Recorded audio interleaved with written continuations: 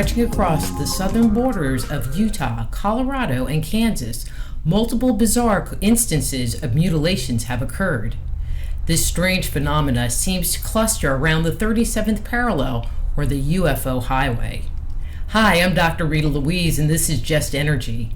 Join us on an extraordinary and fascinating journey from El Paso and Rush, Colorado, to the mysterious Bigelow Air Force Base and MUFON, from Roswell to Area 51 and the Pentagon and beyond. To explore this strange phenomena, we'll be speaking to Ben Mezrich. Ben has created his own unique, addictive genre of nonfiction chronicling these amazing stories of young geniuses making tons of money on the edge of impossibility, ethics, and morals. With a writing career spanning 19 years, Ben has authored 16 books with a combined printing of over 4 million copies. His website is benmezrich.com, so please welcome Ben Mezrich. Ben, how's it going? It's going good. Thank you for having me. How are you? I'm doing great, and thanks so much for coming on the show today and talking about your book, 39th Parallel. I think it's going to be an interesting conversation, and one I think my listeners will really enjoy. But let's start here. It's your first time on the show. What got you interested in UFOs or extraterrestrial phenomena in the first place? I never set out to write a book about UFOs. I come from kind of a skeptical background, I guess. My parents are scientists, and I grew up with that. I really was going to write a book about this guy's obsession. I thought I was writing a kind of Close Encounters story. Chuck Zukowski, who's the main character, I'd heard about him. He's a reserve sheriff's deputy in Colorado who was fired after investigating a cattle mutilation and got into the world of UFOs. So I really thought I was writing about this kind of crazy guy running around Colorado. But as I dug into it, I came to the conclusion that there's an awful lot of evidence or information pointing to, at the very least, certain cover-ups and maybe something more. And I got really into it, and I enjoyed the book, and I tried to dig into all of the stories that people in the UFO world already know, but I didn't know, coming from a different background. And it was really interesting to read all that stuff. So do you consider yourself a skeptic still, or are you kind of like, as I like to say, are you moving over to the dark side? I've moved very far into the dark side. I will say I am not at all skeptical that something happened at Roswell that has not yet been fully explained. I believe something crashed, and for whatever reason, the Air Force cannot identify the remains still. I think there's a very good chance that we were visited in that time period, in the late 40s, early 50s. I'm not going to say I believe every sighting. There's thousands and thousands of sightings, but I do think at least one of them is probably real. I think the reasons to not believe no longer make logical sense. I think people were, there were a couple reasons why people don't believe in UFOs, and I think those have fallen down. Good answer. So let's kind of dig into this book and maybe give us a little background of who Chuck is. Sure. Chuck Zukowski, he was a microchip engineer and also a reserve sheriff's deputy, was really into law enforcement, had always believed in UFOs himself, but had kept it separate from his job as a sheriff. Even so, he'd gotten the nickname the Mulder of El Paso, Colorado. Everybody kind of knew about his love, and so police officers would take him aside and off the record tell him all these UFO stories. But it all came to a head for him when he was investigating a cattle mutilation. Cattle mutilations are this phenomenon that I didn't know a lot about because it's never really covered in the mainstream. But 10,000 cows and horses have been found horribly mutilated, missing organs, missing eyes, completely drained of blood. This has been going on for 50 years. No one's ever been arrested. All the cuts are surgical. They look laser-like. So Chuck was looking into one of these, and he got interviewed by a television reporter. And after that interview, the police department fired him. So he dove into the world of UFOs. He has an RV, puts his family in the RV, and he just goes from UFO sighting to UFO sighting, trying to find proof. And for him, it all kind of came to a head first at Roswell, where he did an archaeological dig and found something, and then later when he started having run-ins with a very mysterious aerospace company. But it's a wild story, and I was really into it. Sounds like it. Well, what did Chuck find at Roswell? You know, Chuck did an archaeological dig with his sister. His sister is also a ufologist, is one of the directors at MUFON. They took part in a Sci-Fi Channel dig, but the dig itself was kind of a fake dig, where they were digging so far down it was basically into the Jurassic period. Chuck managed to convince the archaeologist in charge to let him dig at the correct place, at the correct level, and he and his sister found a very small triangular piece of metal. It was very light. It had some weird properties to it. Chuck believed it matched this what we think was found back in 1947 on the ranch. So he put out a press release. You know, he put out a press release at Roswell saying, "I have found something. I don't have the money to really analyze it. Will someone help me?" And he was contacted by Bigelow, Robert Bigelow's company, which has been investigating UFOs for 30 years. And that's a whole separate part of the book. And Bigelow's people took this little piece of metal and analyzed it, came to the conclusion that it didn't match anything in their database of known materials. But that isn't to say that it was extraterrestrial, but they didn't have anything to match it with.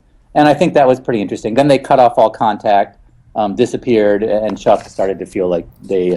with his piece of metal, right? Right, but it's a wild story, and you know, the whole Roswell incident is something I dug very deep into. You know, the details of it are fairly well known at this point. But for me, I had heard parts of it, but not the whole story before. And I think it's just one of those stories that it's not treated that well anymore, because now it's all become kitschy, and you know, you dress up as an alien and go to a ball and eat hamburgers in a restaurant that's shaped like a flying saucer. But the real story involves the Air Force, involves a cover-up, and involves something that hasn't been explained. Well, and I think, you know, based on the stories you hear of the crash, that it only makes sense that miscellaneous little pieces would be left underneath some dirt that no one's really gone and shuffled around in that area to look for it. I mean, the military is going to get the big stuff, but if it's, you know, kind of hidden under something, they're not going to get little pieces that might be laying out there miscellaneously. Right, and especially since, you know, it occurred in 1947, and the Air Force sent people over. They cleaned that ranch, the 300 yards of debris, as much as they could. But after that point, you know, they first put out a press release saying, "We found a flying saucer." Then they rescinded their own press release and said, "No, it's a weather balloon," and they faked that famous photo with a weather balloon. After that point, people pretty much, you know, didn't really analyze much about that field. There wasn't a lot of archaeological digs there. There weren't a lot of efforts to really find anything, because people took the Air Force at their word after that point. It's only years later that people started to really look at it. By then there's erosion, there's storms, there's a lot of movement in the ground. So it wouldn't be in the place where the crash occurred, but a little bit off. And that's what Chuck managed to do, is try and analyze where that runoff would have led to. And that's maybe why he found something. But certainly, you know, if an airplane had crashed and the NTSB had gone out there, they would be finding pieces, you know, now. Because if you were really to bring the right equipment out there, I think you could find stuff. Well, it would just be interesting if that little piece of metal would show, you know, registers on a metal detector. It's a good question. I think it had elements of aluminum and silicon in it.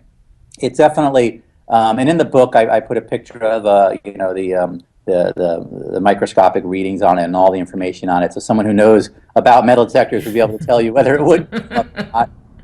But yeah, probably, you know, all the metal as described back in 1947 was very strange, was supposedly covered in hieroglyphics.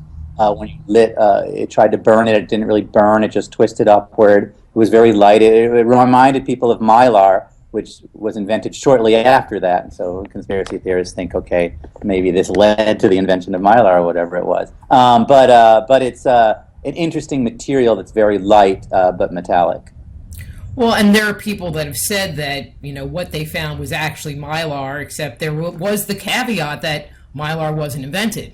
at Right, that point in exactly. time. So it's like, It was a magical weather balloon, a magical weather balloon. It's very intriguing when you look into it. I think the fact, that the government faked a photo, and everyone involved in that photo has come forward and said it was faked. It wasn't the debris from the field, and the photographer said, this was set up, and Marcel, who was in the picture, said this was set up. And that's an odd thing. If it had been a crashed weather balloon, why do you need to fake something? And why is that debris then carted off to Area 51, which is they didn't even admit existed, and not brought out into the public? Why not bring a piece and say, here, this is it, right here, take a look at it? Because it's not, and that's where it all gets very murky to me. There's different theories about what it could be, and it doesn't mean it's an alien. But when you add that to the Foo Fighter phenomenon, which occurred right before this, so in 1945, 1946, over the Rhine, American pilots and British pilots started to see these weird fireballs flying alongside their airplanes. And they would, be in formation. If you moved towards these fireballs, they'd disappear, then they'd reappear. This was such a phenomenon that it was covered by the New York Times in a huge article, which I put in the book, and then covered by newspapers all over the world. They thought, well, is this some strange German weapon? When we captured the German scientists after the war and interrogated them, they said they had no idea what this was. They had seen it as well. So it's something weird. And then right after that, you have the first flying saucer scene, and then you have Roswell. And so it makes me think that if something was going on, this is the time period to really focus on. There was this couple-year period, which also coincides with when we were inventing the atomic bomb, our first nuclear base. It's a big moment in human history, and it seems to be something was happening at the same time. And so I wanted to kind of focus on cattle mutilation. So let's kind of go back there. So you said that I'm sitting here trying to do math in my head, which sometimes just doesn't work. And so so my math says cattle mutilations didn't start in the 40s. Oh, they started in the 60s, and the most famous one was in the 60s. Chuck says he has data on cattle mutilations going way back, 1800s, 1700s. There are reports of animals in American Indian literature being mutilated. The whole skinwalker phenomenon goes back much farther, and then there's mutilated cattle involved with that. But in America, the most famous case was in the 60s, and in the 70s was this huge period of it, when the thousands and thousands of cattle were being found. It got so bad in the 70s that 3 state governors petitioned the Attorney General of the United States demanding an FBI investigation. The FBI conducted a 10-year investigation involving 100 agents who came to no conclusions, arrested nobody, no real evidence was found, no footprints, no fingerprints. These cattle drained of blood, no blood in the area, no footprints, no scuff marks, no signs of struggle. And the FBI came to zero conclusions. You can get the FBI file on it, which is there was a Freedom of Information Act, so you can get it, and it's full of pictures and comments and thoughts, but no answers, and that's staggering to me. Because they couldn't make that leap.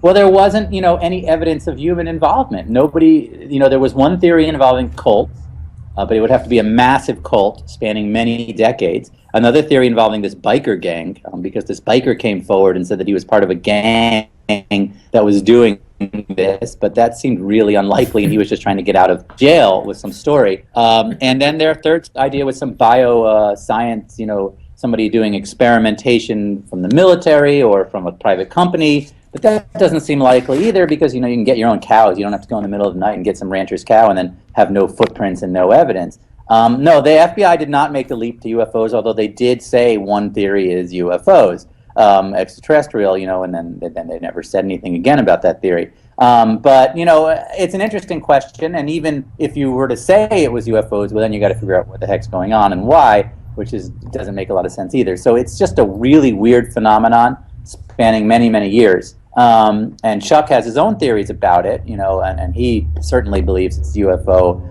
related, and because you do have a lot of sightings that coincide with it often, and you have things like scorch marks or changes in the soil that seem to imply something else is going on, but there is no answer to it yet, but it's not even looked at. When you look through the literature, there's very little mainstream coverage of any of this stuff.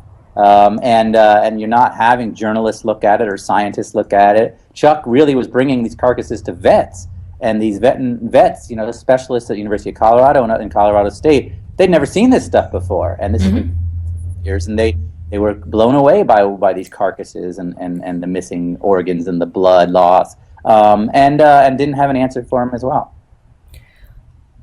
You made comment about scorch marks and other, I'm going to say, forensic evidence that occurred or appeared with these cattle mutilations. Did any UFO researcher go to these cattle mutilation sites to do any testing themselves, from their perspective? Yeah, so UFO research have certainly looked into this as well. The thing is that it's really always these lone people. There's no, group with real scientific background, real equipment, looking into this the way one would look into a murder, or one would look into the forensic scientists you'd really need to do this properly, and they'd have to be very quickly onto the scene. Often when it happens on a ranch, and they call the local sheriff's department, the local police.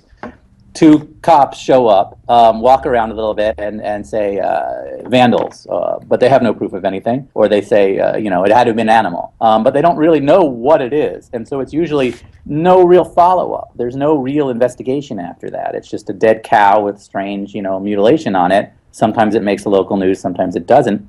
After the fact, these ranchers often see black helicopters, things like that, which seems to imply that there's some sort of secondary investigation going on. Chuck believes that there are other people investigating this, whether it's Bigelow's company or whether it's some other government organization. He has often seen other signs of investigation going on. So someone else is interested in this. And that's part of what got so bad in the 70s. The reason the state governors demanded the FBI get involved was that they couldn't fly their helicopters over these ranches anymore to do land surveys because the ranchers would shoot at their helicopters. Because this has been happening so much. So, there's something going on. Someone is looking into it, but we just don't have that information.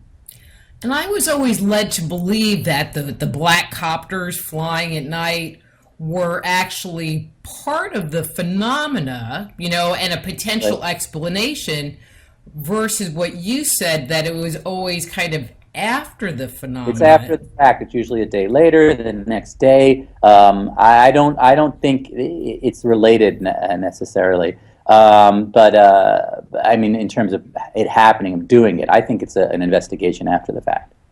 Okay. I interviewed Edmund Gomez several years ago, and I can't remember if it was him that made this comment or who actually made this comment, but that they had observed that there were paintball marks in black light paint on the cows. Did you ever hear anything about that? I didn't hear that from Chuck. I don't know. I think there's that's interesting. I didn't get that from. I don't think that came up in Chuck's research. I'd have to ask Chuck about that and see what he said. He's really the expert on this stuff. No, I've seen weird scratch marks. Grooves on the bones. The ribs have these weird grooves on them. At Chuck's the thing that got him fired was at Rush, Colorado, and there was a dog that didn't die that had a weird mark on it, was so traumatized that it will no longer leave the house. And there was another horse, a third horse that didn't die, that also had weird marks on it, and was so shaking and traumatized that eventually it had to be gotten rid of. But there wasn't any paintball marks that I know of there. Well, but they were saying they were black light. Describing the same thing. Yeah, that's interesting. I know Chuck uses EMF readers, and he looks for radiation. I don't know if he looks under a black light or not. That's a good question. Okay. I think it's interesting, hearing about the trauma of these animals, because if it was a person putting a cow down, I don't think it would be traumatic to an animal. It might be weird to them, but not traumatic. No, these other animals saw something. This dog, won't leave the porch. It howls all night. And this was a dog that was a very friendly outdoor dog and now does not go outside. And dogs are pretty smart. It saw something that really, really bothered it. What that was, I have no idea. Yeah. If they could only talk. They don't. Although I don't know that I'd want them telling my stories, so. So you mentioned about UFO sightings associated with it. Are they normally tied to when the event is happening? Are they before the event? Are they just kind of in the area? Other people Right. are seeing UFOs and then, there's a mutilation event? I think they're in the area. I think it's, these are usually UFO hotspots, places where people have seen things before. Often on the night of, there are weird lights or weird sounds that people talk about after the fact, so it gets a little bit murky in terms of, the timing of this stuff. There's never any witnesses to the mutilations themselves. There's no pictures when they happen, it only is after the fact. And even a few hours after the fact. Sometimes it's very close to when it seemed to have happened, but no one's seen it happen. But yes, and that's part of where the 37th parallel theory comes from, is that the majority of these cattle mutilations seem to occur on the 37th parallel, which also where many, and if not most, UFO sightings also occur along the same path. So there does seem to be some sort of correlation between these two phenomena. You would think you would see cattle mutilations just randomly dispersed all over the Midwest, but in reality they run along this line. And so how big of an area? I mean, we talking the whole 37th parallel, just a section of it? Yeah, Chuck kind of moved along the area that he lived in, but then his sister was off in Missouri, and it actually spreads all the way across. And the majority of cattle mutilations are out in Colorado, Utah, New Mexico, places like that. You don't see them on the East Coast very often, or in California very often. So they all do seem to take place in kind of the central region. But there are certainly UFO sightings all the way across the sort of 3,000 mile parallel, running all the way into DC. How location-wise, because there's always the talk about the base at Dulce, and I know that there were a number of mutilations that happened near I can never say that name, Arpa range. Right. So is that on the 37th parallel? It is. Dulce is. The Mesa there is. Dulce is in the book, and the book kind of starts and ends there. There's some sort of underground base there, whether it's a U.S. military base or something else. It's clear that there is something there underground. Bigelow's people focused very heavily on that area. They bought Skinwalker Ranch. Skinwalker Ranch is this crazy ranch in Utah where there are stories about UFO sightings, cattle mutilations, these skinwalkers, which are these beasts that kind of appear and are soul-taking, and they're shape-shifting. All this kind of crazy stuff. Bigelow's people got interested. They bought the ranch, closed it to the public, and then installed a bunch of scientists in there with recording equipment, real equipment. They found some interesting stuff. Lots of photos of stuff. No smoking gun of any site. Then these same scientists were the ones who looked into Dulce, came to the conclusion that there was some sort of underground military base there, but never really got inside of it. Bigelow's stuff is really quite compelling. So Robert Bigelow is a guy who is a billionaire, made his money in real estate originally, Budget Suites of America, and on from there. Dedicated a large part of his fortune to trying to find the proof of UFOs, of alien life. Created something called the National Institute of Discovery Science, which was housed with real scientists in Nevada who would look into this stuff in the 80s, 90s. Then he started Bigelow Aerospace, which is a real aerospace company that makes pieces for the International Space Station, made deals with NASA, and then he has a deal with the FAA. If you look in the FAA manual that all of our civilian pilots use, in it, under what a pilot is supposed to do if they see something like a UFO, they don't report it to the FAA, they don't report it to the U.S. government, they report it to Bigelow. It's right in the manual, and I have that in the book. The U.S. government has outsourced this UFO investigation to a private aerospace company. That's quite spectacular to me. It's pretty wild. You would think that a pilot should report something to the FAA, but they are not supposed to because they can lose their job, and the FAA doesn't want to say this pilot is crazy, so they have an outsourced it to a private company. So what Bigelow information, what he does with this information is it's not public, so we don't see it. We have no idea what he's found. He has thousands and thousands of files. that he's gathered over years and years and years from our pilots, for instance, which seems like we should be allowed to see that, but that's just the way it goes. Well, and I find that interesting if that's what his goal was to uncover this information, and then now he's just warehousing it. But, he has a contract with the FAA and he's making parts for NASA, so, maybe they've gotten in bed and it's all about the money, and that made it so that he is not talking. People go back and forth on that. I think his goals and his aims are very positive. I think he's a friend to the UFO community, but at the same time, with these, the work he's doing for the International Space Station, he can't come out and say, I'm looking for UFOs, and I think that makes it difficult for him. What he believes and what he's able to talk about are two very different things now. He used to be much more open about it. You would see him at symposiums. He would sponsor, he sponsored the STAR program, the STAR team program at MUFON for a while until he stopped doing that. Although people think he was doing that to get information before anybody else and then sending his own teams out. That's what Chuck believes. Chuck says whenever he'd investigate something, Bigelow people would be there already investigating it. So it's interesting. He's definitely running some sort of UFO investigation, very well funded with real scientists, but not releasing that information to the public. And that's still happening now? Absolutely. I mean, it's still in the FAA manual right now, this is current.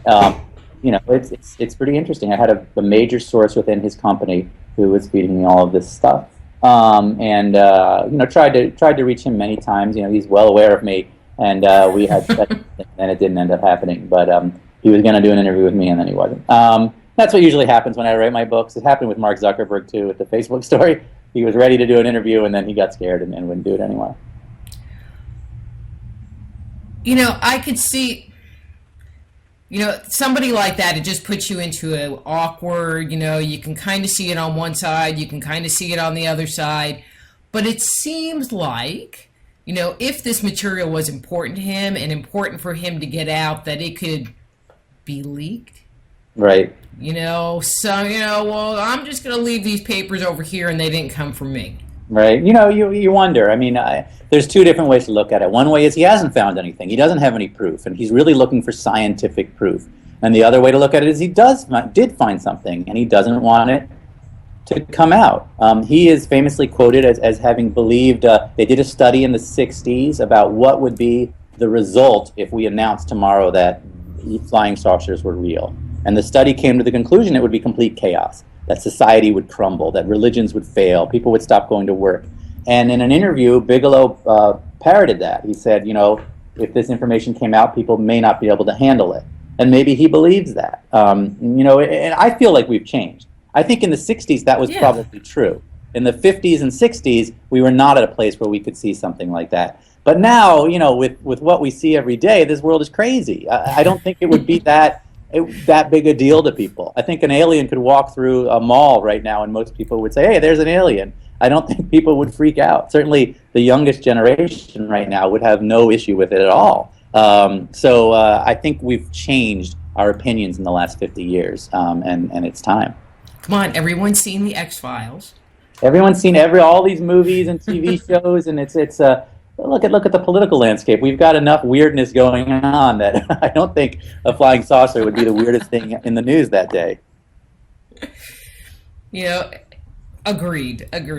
Yeah, I don't understand why disclosure is just so hard for the government to fess up to it, right. Or to put that information out, because I do think that people have changed, and I feel like people are just really ready to be told the truth, and what my position is if they tell the truth about UFOs, then what about all of this other material that they haven't been sharing with us? Would they really need to disclose, like JFK and this and that? Yeah. And are they just keeping it close to their vest because it would make them be vulnerable to questions in other areas?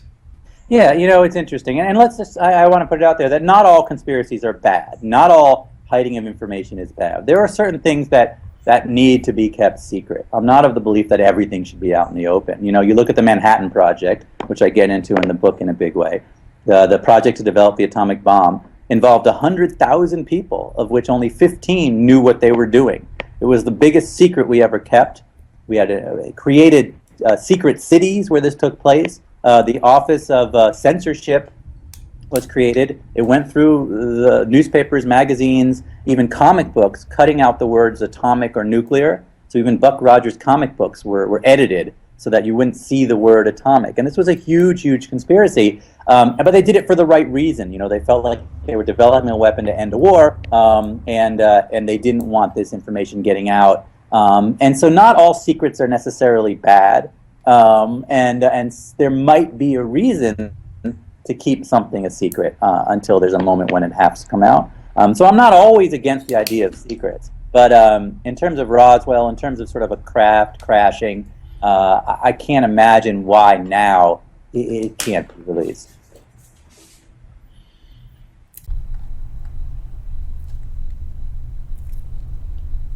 That's Ben Mezrich. His webpage is benmezrich.com. His book, The 37th Parallel. And thank you for watching this portion of our interview with Ben Mezrich. If you're enjoying today's programming, please click on the button below and subscribe to our channel. If you want to hear this interview in its entirety, become a Just Energy Radio insider at justenergyradio.com and access full shows commercial-free and gain access to our over 9 years of show archives. And don't forget to share this episode with your friends on Facebook, Twitter, and Instagram. So until next time, I'm Dr. Rita Louise. This is Just Energy. Be blessed.